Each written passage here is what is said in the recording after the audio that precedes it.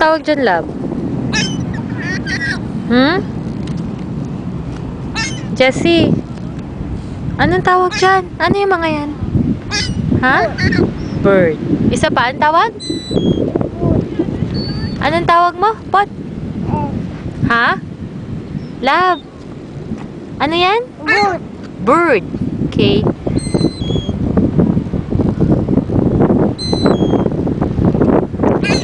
Init na naman nila yung food natin, no? For the second time. Tuwing nagpupunta tayo dito, kinakain yung food natin.